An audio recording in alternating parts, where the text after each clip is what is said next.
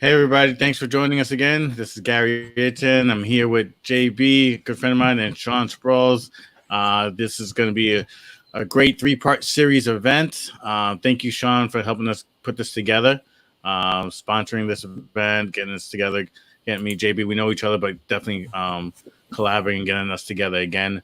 JB, what are we going to be doing this next couple of days?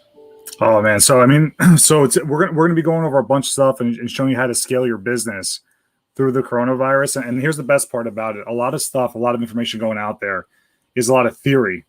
What I'm going to share with you is actually being implemented, working, getting properties listed, getting people to buy properties now, and doing what's right for your client and for your business to keep things rolling. So it's gonna allow you to really be able, with certainty, to go out there, grow your business, do well, which is the most important thing by far. All right, that's good. And I know, Shaun, you're still doing closings, and not just virtual, but you're doing closings as well, a little bit of hybrid, right?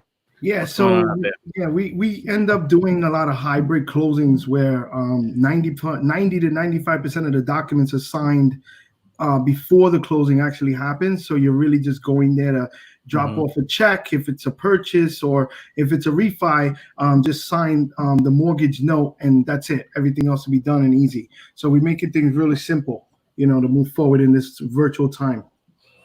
Now, in your professional opinion, is good time, bad time, wait, buyer's market? What are you thinking? Perfect time is to buy now. Rates are super low. I mean, I'm doing deals in the high twos. So that's important. We don't know. Once this Corona stuff is over, the market has to stabilize, and which means rates have to go back up. So the better time is to buy now. And, because if not, you could be making an extra $100 to $200 more to your mortgage for not taking advantage now. So buy virtually, close virtually, and, you'll be good to go. Sounds good. So, JB, I'm going to leave the next. We're going to leave questions towards the end. See if JB answers all your questions. Please put them in the comments. I'll definitely bring them up to JB towards the end. But I definitely want this to be your show. You guys give content. I think giving content is the most crucial thing right now, and we got to stay top of mind and give content to everyone that's out there, so we could come out of this thing stronger than ever. So yeah, absolutely. All right, JB, it's going to be all yours. Cool. Thank you, Gary. All right. So if you're watching this and you are still in business and still alive, congratulations. You've made it to like level 2 of Jumanji. I'm just kidding. Guys, it's really not that bad. What's going to start to happen is that I'm going to talk to you a little bit about how this works, what you need to do in your business to grow it.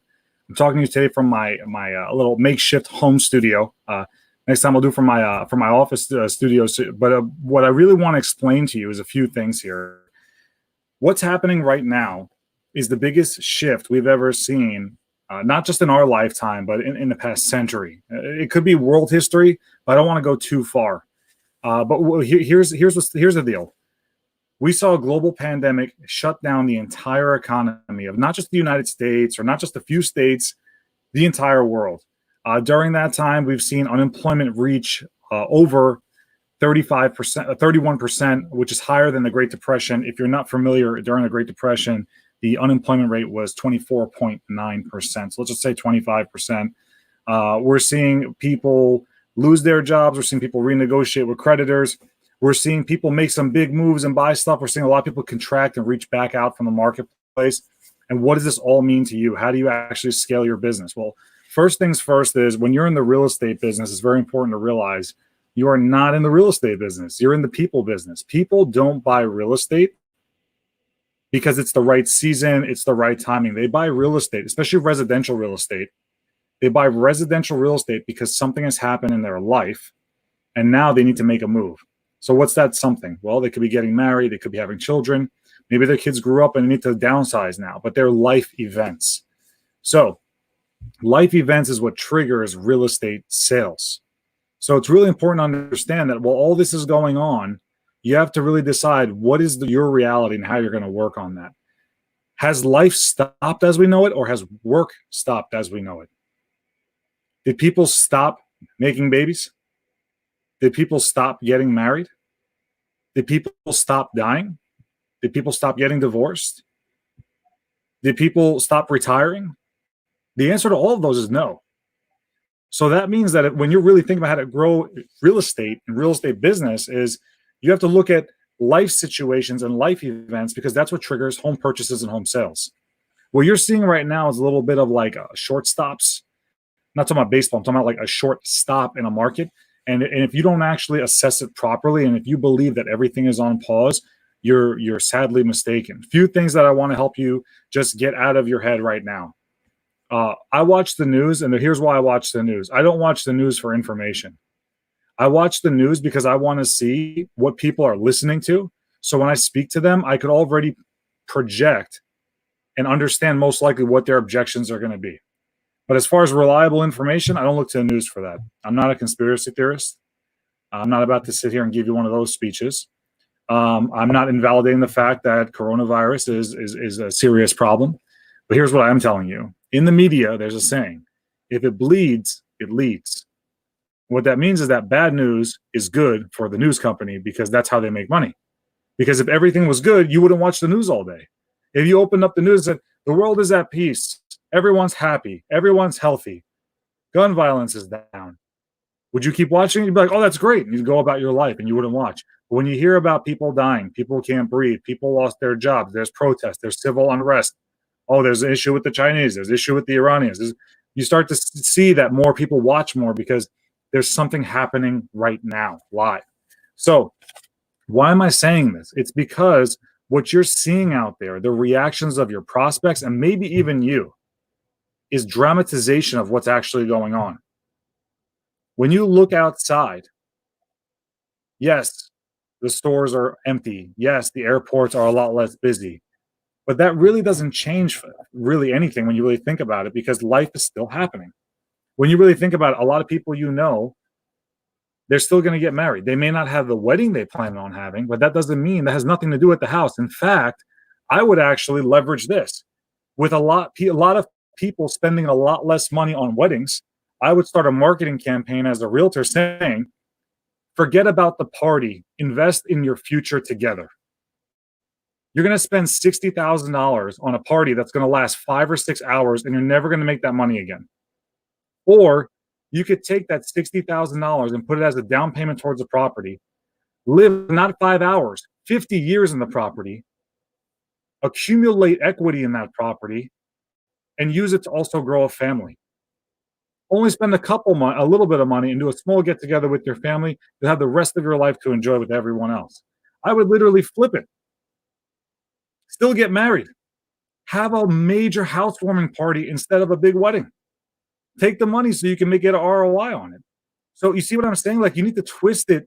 And when I mean twist it, that doesn't mean invalidate it. That doesn't mean create something wrong. It means take a bad thing and make it into a good thing. What do they say? When life gives you lemons, make lemonade.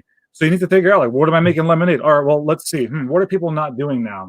They're not having weddings. That doesn't mean they're not getting married. See what I'm saying? There's a big difference in getting married and having a wedding. Most people are legally married prior to the wedding date. So when you think about that, you go, okay, well, weddings are stopping. That means they had money allocated for this deal. Now they should put in this deal.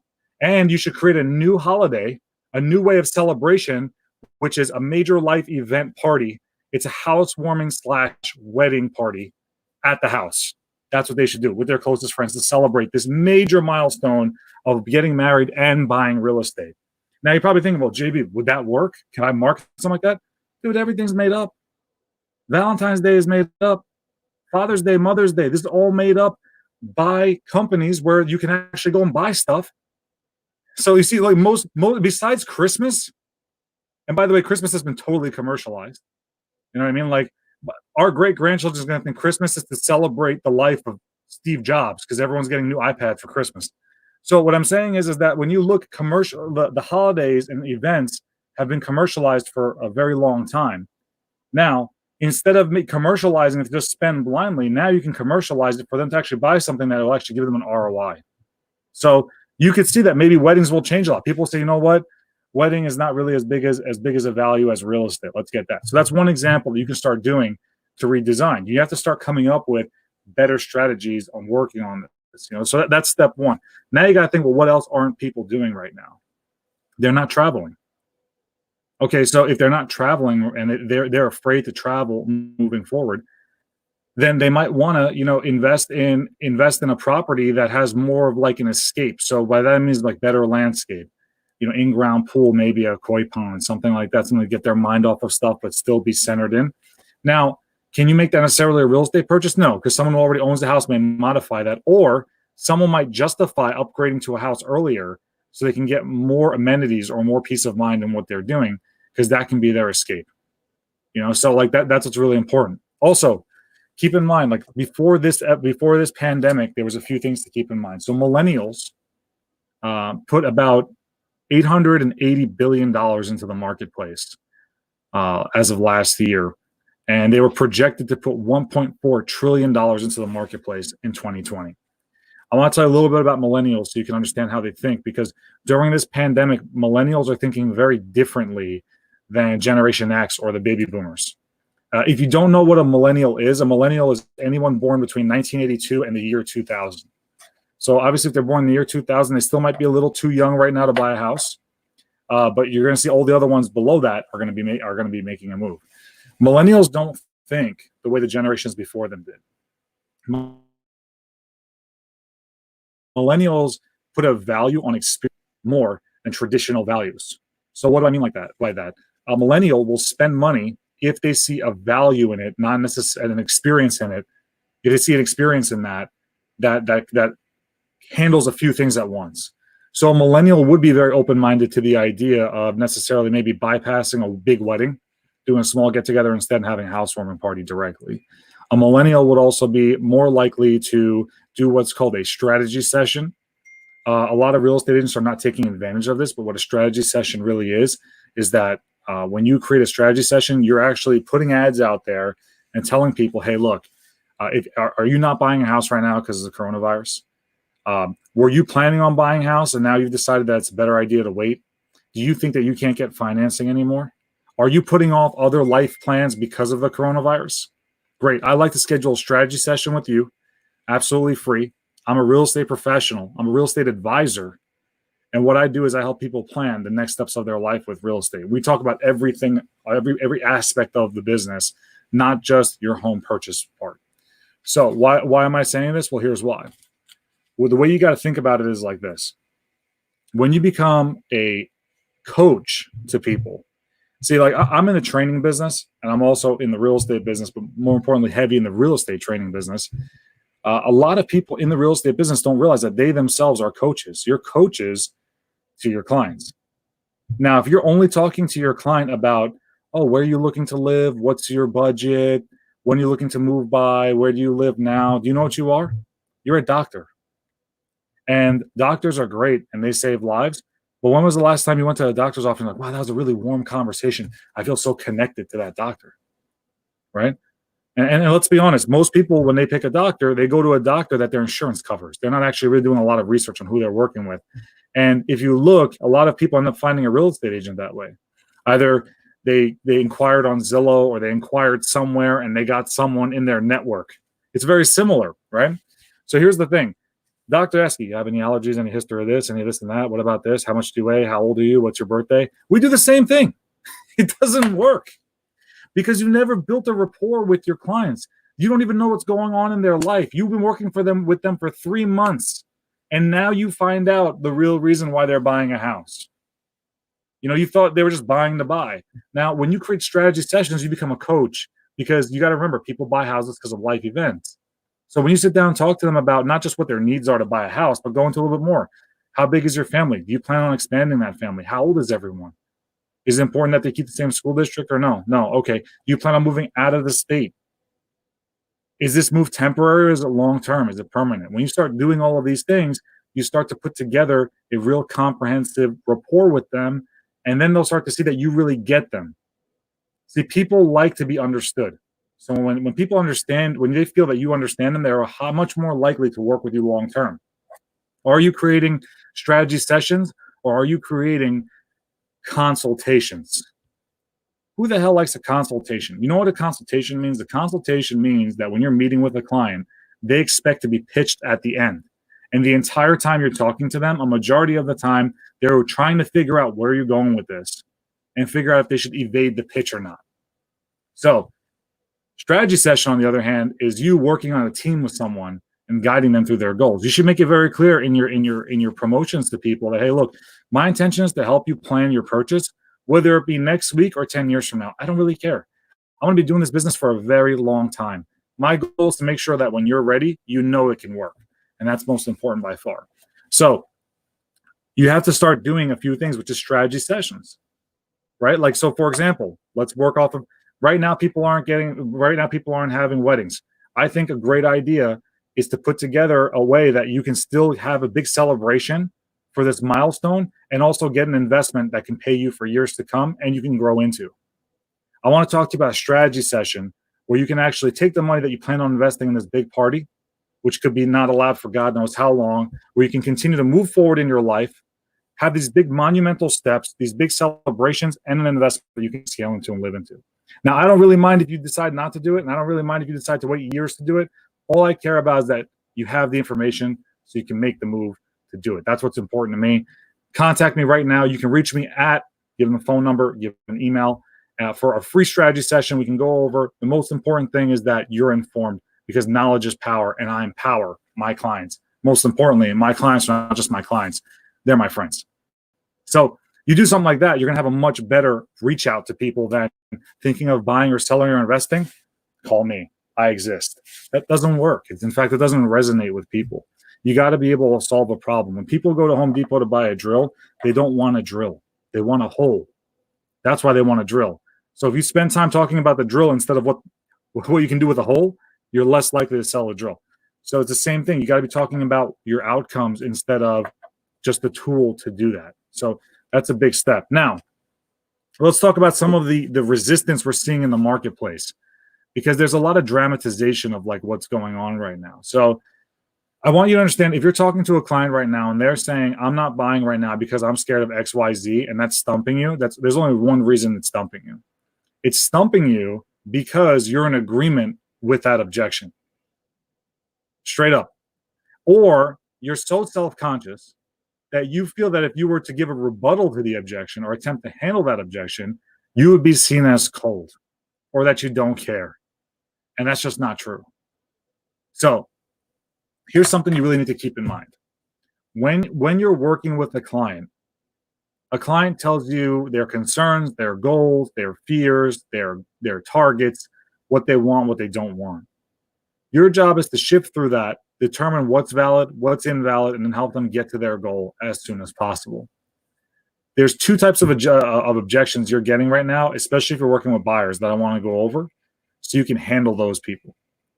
And there's a few forms of it. So we're going to go over every single one. I want you to understand that everything that we're going to talk about today is not only going to be effective, but it's also going to be very ethical and responsible. That's why I want you to know. These are not like sales gimmicks. This is the most ethical way of selling in the business. At no point will I ever ask you or expect you to have someone do something that they don't want to do. But when someone says they don't want to do something, it's important for you to realize something. That's based off of the data that they currently have. Let me give you an example.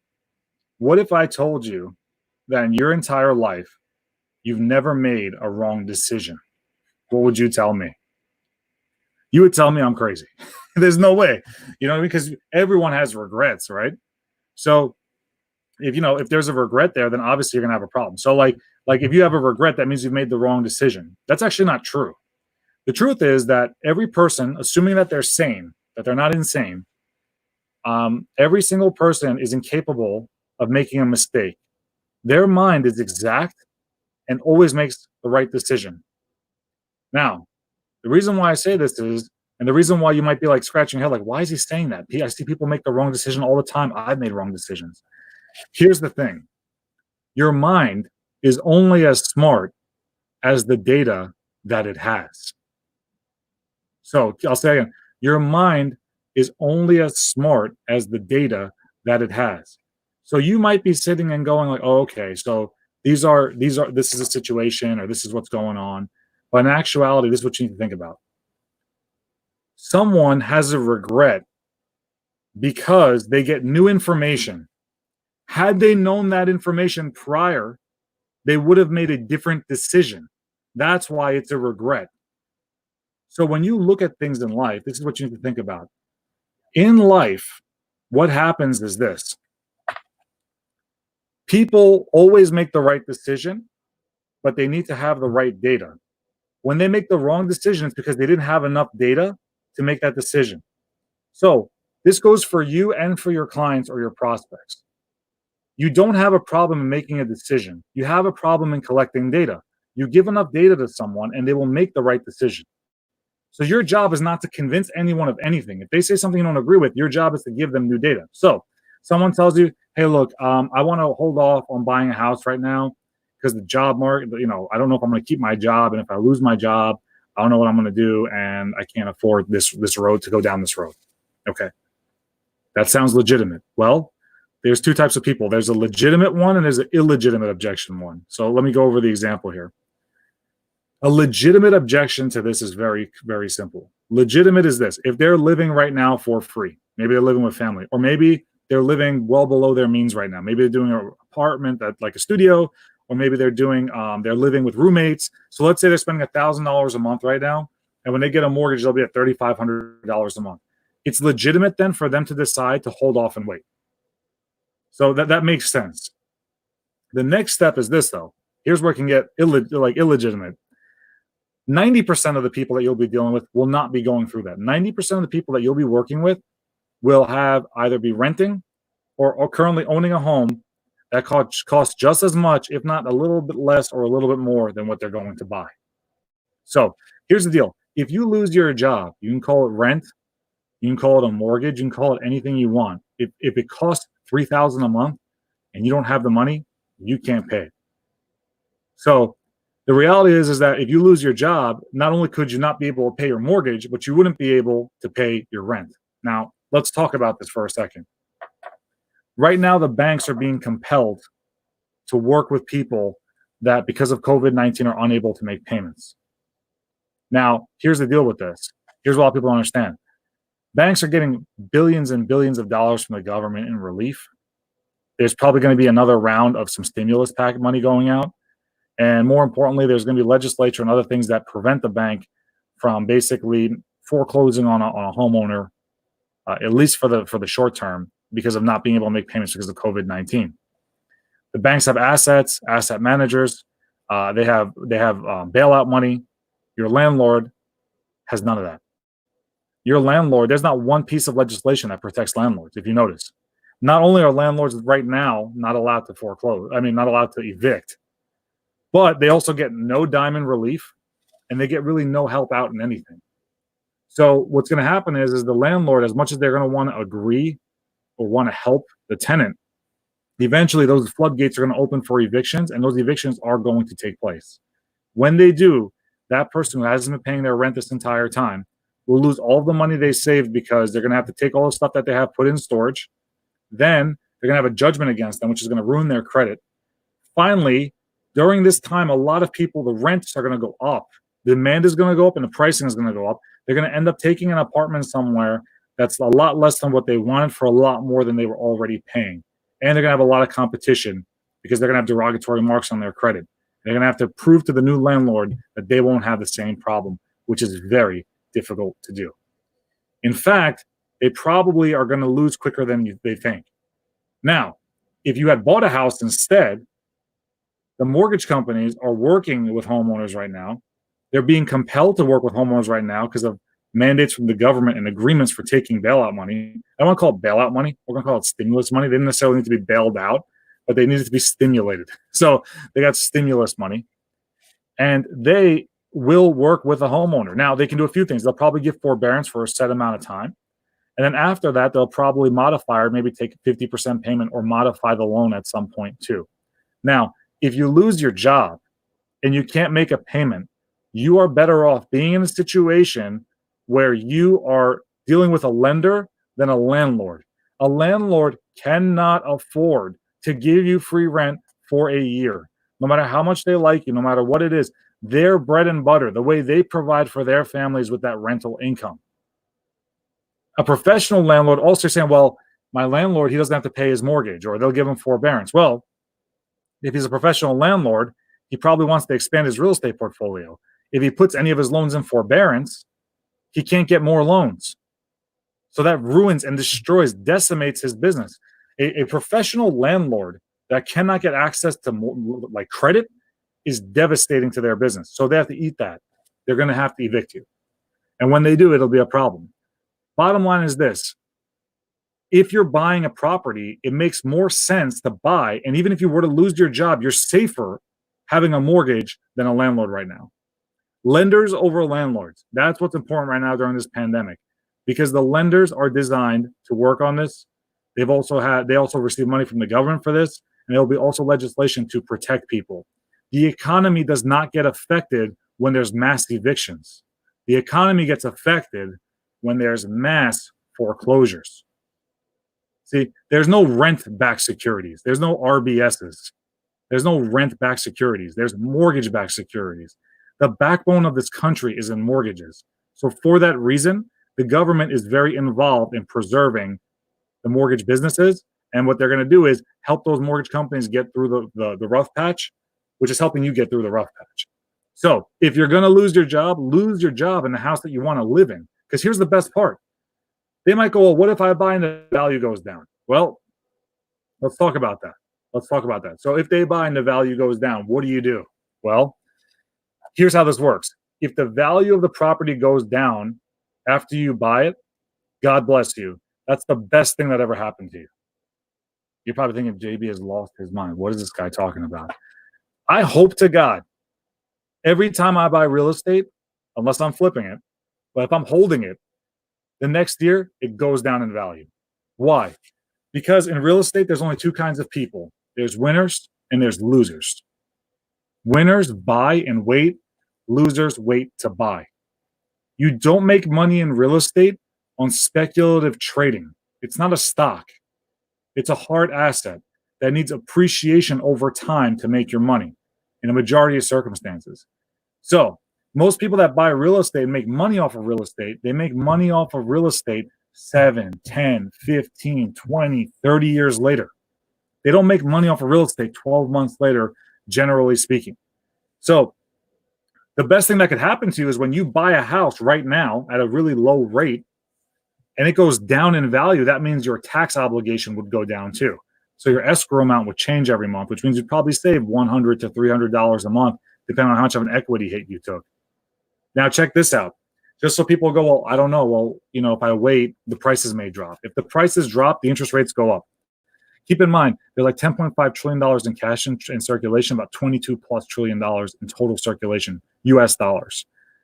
The government unleashed about 10%, about $2.5 trillion. To put into that in perspective, the Iraq war cost $3 trillion over 15 years. They dropped that amount of money in 1 month right now.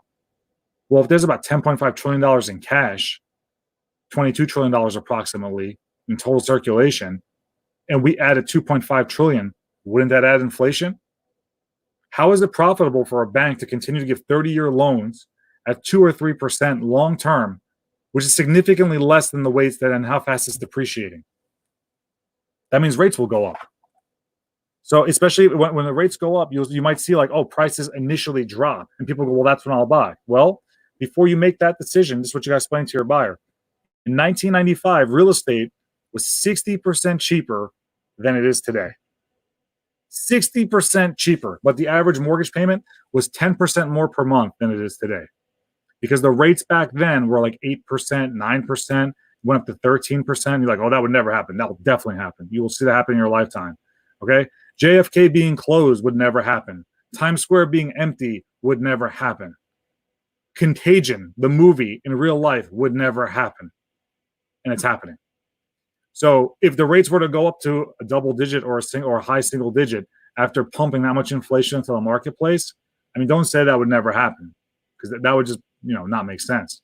So what you explain to people are, you're better off buying a house now for more money. And if you want, do the math. 3% at $650,000 versus 6% at $450,000. You'll see 6.5% or 6% is more money per month than the $600,000 loan at 3%. Seriously. So what's important when you buy real estate, especially if you're financing, the most important thing when you buy are your interest rate and taxes. Right now, interest rates will never get better than this. It's ridiculous how low it is. Taxes, if you're worried about the prices going down after you buy, that would be the best thing that could happen to you, because once the value goes down, that means your tax obligation goes down, and boom, your payment goes down even lower. Because the guy buying it at the same time with the higher interest rates is going to pay more per month, even though they paid less for the property. Think with this. Do not think with this. The heart is a pathological liar. It just gets you emotional. Don't look at people. Don't watch the news. Don't listen to friends speculate. Really observe what's going on. If you pump $2.5 trillion, and then probably they're going to pump another $1 trillion by the time we're done to the economy in such a short amount of time, would that cause inflation? Yes. Would that mean that eventually the rates have to go up? Yes. Would the value of property go up? Probably not during that time. Could it go down? Sure, it could, temporarily. What does that all mean? It means the best time to buy is now, because the money's free. Money's cheap. And if it goes down, then you have less of a tax obligation. That's how you work it. Well, what if I lose my job? Am I better off renting or buying? This is what you got to do in your strategy sessions with your clients. You're better off buying, because the lender has a lot more leverage to work with you, a lot more backing, a lot more assets than the landlord does. Landlord cannot go the distance with you. They can't afford to, so they're going to have to evict. And when they do, by the time they evict, you won't have enough money, and your ability to buy will be gone once you have that judgment against you. And probably your down payment money would be gone too. That opportunity you had is gone. You don't want to do that. Look, here's the reality. Everyone wants certainty. And you have to explain to clients, there's no such thing as certainty. You're gambling right now. Okay? So you got to hedge your bets. This is the gamble. Gamble is you buy a house right now, maybe you lose your job. Chance of you getting a deferment is high, depending on when this happens. Enough to get you back on your feet. But there is a gamble that if you do it, maybe there's a foreclosure or something like that. The other gamble is you stay in the property. You owe the rent still, because you're still going to live there. Landlords, by the way, are not obligated. Right now, there's a moratorium on eviction. There is no decree or order from any government in the entire country that's mandating landlords to discount the rent, give the rent for free, or defer the rent. So just because they can't evict you, you can still owe the rent. So you're really at the mercy of that landlord. So what I'm saying is, or the other gamble is you wait there, you get evicted. When you get evicted, you lose your savings. You probably get a lawyer up. That may or may not work. It can buy you some time. Then you got to put yourself in stuff in storage, pay security, pay rent, pay a judgment, and there goes your ability to buy. That's the gamble. That's how you got to work it. So that's how you deal with the buyers. Let them know, like, there is no safe bet, but there's gambles, and you got to hedge your bets. And I think right now, the only thing that's changed right now is your fear level, but your ability level is the same. Don't be afraid. Next thing is dealing with sellers. Some of them want to wait. I think it's going to get better. There's two reasons why they want to wait. Either it's a health concern or a financial concern. Bottom line is this. Sellers worried about it, the health element of it. Show them how homes are being sold virtually right now. If you're in real estate, and I mean this with the utmost respect, but if you're in real estate, at this point, you still have no idea how virtual, how things are being brought virtual to the marketplace. This is going to be a problem for you. You need to be more up to date on this and understand this better quickly. And it's not too late, but you need to understand how this works, because you need to show them that most people are buying virtually. Look, the average person looks at over 40 houses an hour online. They look at their cell phone 150 times a day. They've been shopping virtually. People don't have to buy virtually. They can buy in person, but they can shop virtually. So what do I mean by that? Explain this. What you need to do is when you're talking to a seller and they're concerned about a bunch of people coming to their house, say, I totally understand and I totally respect that. Here's the good news. They're going to shop virtually. We're going to capture everything in this house, and they're going to negotiate with you virtually. When you accept an offer, before they sign a contract, they may want to physically come into the house, and we'll take the right precautions, mask, gloves, put booties over the shoes, or make them take their shoes off, walk through the property. Everything will be done with the utmost care, and then they'll move forward and sign the contract as well. So they might still buy in person, but they're going to shop virtually. If you don't think people are doing that, they do. Who would ever think people are going to meet their future husband or wife online, virtually? Most people, before they get into a relationship, they shop that relationship online. These people get married and have children with these people. So why wouldn't they buy a house that way? People shop virtually for cars. They shop virtually for vacations. They virtually go on doctor's appointments. Virtual doctor's appointments were happening prior to COVID-19. Virtual is the future. Let the seller know that selling a house has become a lot easier than it used to be and a lot more effective. When I show your house now virtually, we don't have to worry about them coming back 3-4 times with a bunch of decision makers. Maybe they want to show their mother-in-law this one or that one. Now I have to coordinate 6 people's schedules. We can make sure all decision makers see it. When we hold an open house, most of the time people can't come because it doesn't meet with things logistically for them. Maybe they went to church. Maybe they were out of town, whatever it might be. Now we can have a lot of people come on board and take a look at the property. Negotiations will go by faster. Our ability to gauge the seriousness of a buyer and pivot our marketing strategy has gotten significantly better because of the ability to virtually market the property. So all of these things actually enable you to do better. And they might say, well, I want to wait because I didn't get more money in June. Then you want to go back to that inflation thing, which is when you look at the amount of money poured into the economy in a short amount of time, you're going to look at higher inflation, which means over time you're going to see rates go up. When the rates go up, it'll probably bump the value down of the property. We don't know that. Here's what we do know. We know that there's more people unemployed than there was during the Great Depression. We know that. Fact. We know that there's a lot of people that aren't living life the way they normally did. Fact. So what would that indicate? That would indicate, in my opinion, that we're seeing potentially a lower demand for housing in the future. Is it indefinite? No, it could be short term. But here's the deal. We could put it up on the market right now and you make $10,000, $15,000 less than you thought. That's the gamble. Or we can gamble $150,000. If I had to put money on the table, what I would say is this. If I had to put money on the table, I would say I'd rather throw down and gamble $20 than $10,000. And that's the difference of making a decision for now versus later. Let them know that always the best decision is now, because you're not selling a house because of the money. You're selling a house because you want to move on with something in your life. I'm not willing to wait an extra year or 2 years over $10,000 when I could be moved on to wherever else. A lot of people that move are moving out of state. You're going to see some migrations too. And you're going to see like people moving out of state. You know what the cost is of waiting? If they're going to move to Georgia and the property is $3,000 a year in taxes and $200,000 cheaper than the house that they live in right now, the cost of them waiting, you have to do the math. Do their mortgage payments versus what it would have been over there and show them the numbers. And say, for you to make $10,000 more, it costs you an extra $23,000. And potentially that property that you wanted over there is gone. So do this math for people and show them how it works. Get people moving again. Have confidence. Selling is not about convincing people. Selling is about people seeing that you're convinced about what you're saying, and then provide them data that they could see and go, oh, that makes sense. You're not just saying that to like get me excited. You're saying that because you know that this works.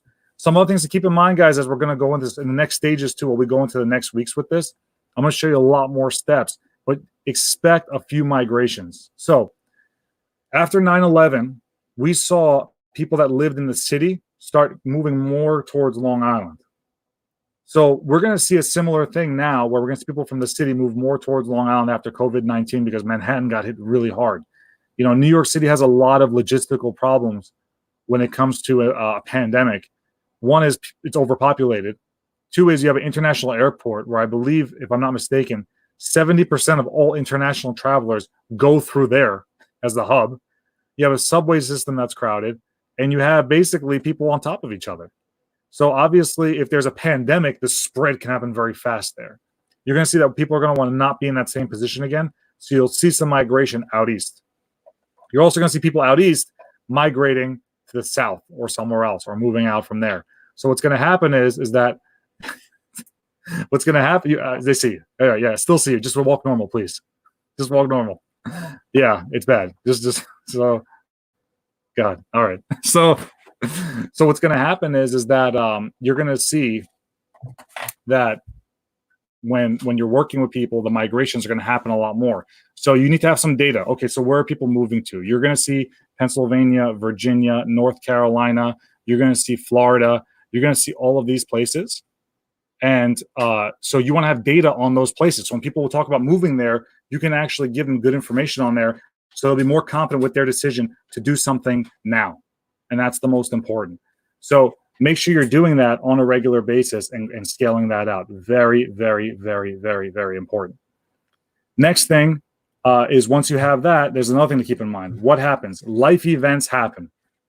Life events is what creates real estate movement. So what do I mean by this? Here's what I mean by this. Life events are like having a baby. We're anticipating a baby boom.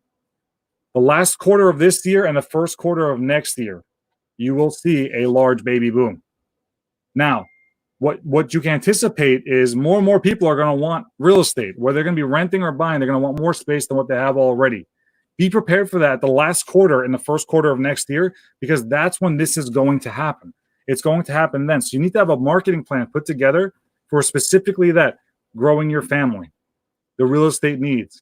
You're going to see a lot of announcements in the near future from a lot of different people that one's on the way, and a lot of due dates in the fourth quarter and the first quarter of next year because of this.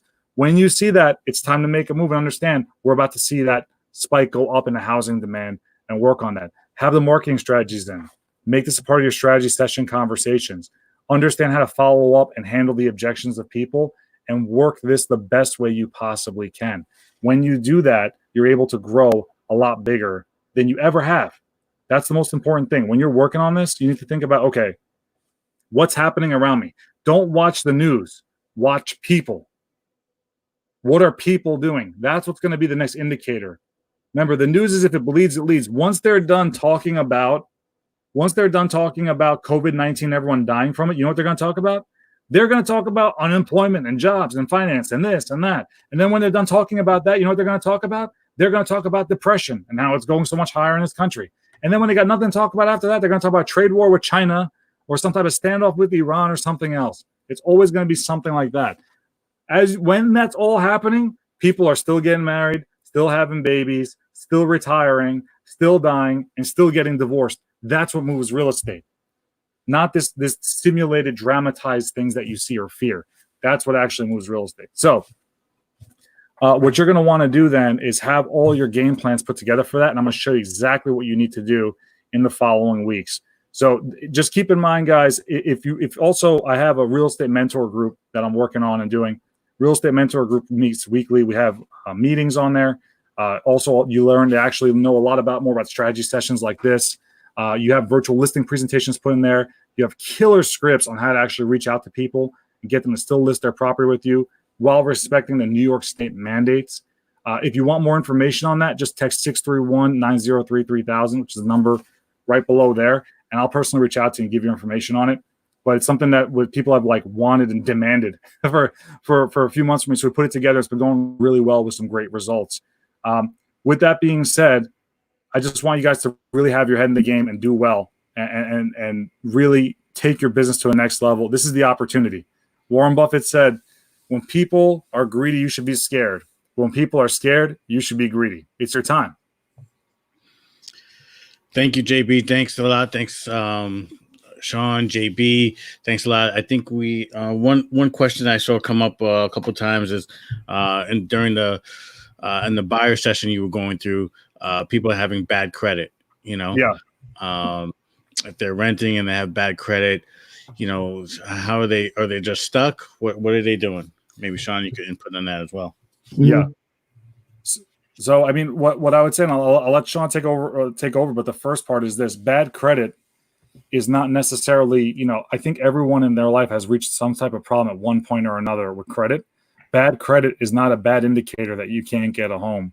A lot of things on credit can be cleaned up and actually, repair it. But the way you need to do that is just understand what happens next. Like, for example, I'll have Shaun take over, but for some people with collections, right? People realize that collections, there's a big misconception with collections that once you pay it off, it's off your credit report, which is not true. It stays on your credit for 7 years. And in actuality, if you pay it or not, it basically doesn't really affect the score too much. It just lets the lender know that's paid off. Here's what you don't know, though.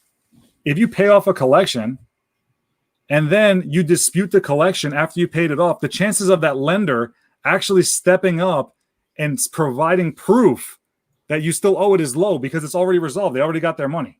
They're not going to put that in their department and expedite it. So you can get stuff removed still and see your credit score jump up. Shaun is like literally the miracle worker. This guy's like he like touches people and like their credit gets better and they get approved for loans. So I got something. Thank you, JB. You know what? I got something better for you. Once you pay it off, the best thing to do is request it to be removed from the credit report on the letter. Yeah. So you get a paid in full letter, or a settled in full letter, plus you get the term removed from credit report, and you submit that to the credit bureau, and they remove the account for you. So you don't even have to you don't have to submit the dispute. So even better. You know, there's a lot of tricks of the trade to make things work. We have some more questions, Gary? No, that was the major one I saw come up a couple of times. They definitely want to know what's coming up next week. JB, give us a little synopsis of what's coming out next Monday. Yeah, so next week I'm going to show you guys how to do that strategy session I talked about, what to actually like go about it, the step-by-step guide. So when you're meeting with people, actually how to market that strategy session too, like how to get people to reach out to you. Because I think one of the most broken industries we're seeing during this crisis, but even before that, was real estate's one of the most poorly marketed sales professionals out there. And everyone's just following everyone and thinking that it's working for someone. We're going to go over a whole new way to go about actually generating stuff and developing strategy sessions with clients. And then what we're going to do is also help like how to expand and lead generate the right way during this crisis for next week. I think people are going to love it. Okay, sounds good. I love the fact that coaching your clients. Stop being a consultant, coaching them up and getting them being the expert, confidence. Some of the keys I took away from this week to bring back to my team as well. Again, you have to be an advisor. You have to be an advisor in any industry. You have to look. You have to be a person of knowledge. If not, you're just any Joe Schmo. So that's really what it is. I want to say that, unfortunately, because of what we're going through, there's going to be a lot of listings because I've gotten my third over the weekend, COVID related listings where I have one deal with the mom and the sister died. Wow. So now there's one sister left and she has to sell because she can't afford it, etc., etc. Another deal that came over the weekend, mom died, leaving it to the two brothers trying to figure out who's going to buy. One wants to buy out the other. So there's going to be a lot of that type of business listings coming out. So for realtors, they just got to talk to people. They got to do what they're supposed to do anyway. They got a lot of buyers out of this, right? So a lot of people got to be home with their family every day. Now they realize that 3-bedroom apartment is too small. That one bedroom, you know what? It's all good when you're going at work and somebody's home and vice versa. But when everybody's home, it's like this place is too small, right? I need a backyard. I need a man cave. I need to get out. Right. Yeah, everybody is going to want space from everybody. Everybody's going to want space, right? So everybody's going to need to upgrade. And like you said, life events create real estate. So this is the biggest life event in our lifetime recently. So should create a lot more real estate. But if you think about it, I'm going to just look at the FHA buyer or the VA buyer, that government low down payment person. I'm locking people in the high 2s. Insane. Like you're borrowing money for almost nothing. Yeah. Why wouldn't you take advantage and buy right now? Yeah. In fact, buy the worst house on the block and I'll give you a 203K loan in the 3s. That's what I was thinking. So either way, it's a win-win for a buyer. And once you give them that education and say, listen, don't wait. Because you know what, the best time to buy is now because there's not as much competition out there. I agree. After COVID, everybody's going to hit the market. Everybody who wanted to buy in March, April, now we're turning into May, they're all going to swarm the market as soon as this COVID is up. So buy now. Can't wait. All right, guys. Thank you guys again, for the content. We'll see you guys next week. Same time, 4:00 Monday. JB, great stuff. See you guys next week. As usual, kills it. Thank you, guys. Thank you, gentlemen. Okay.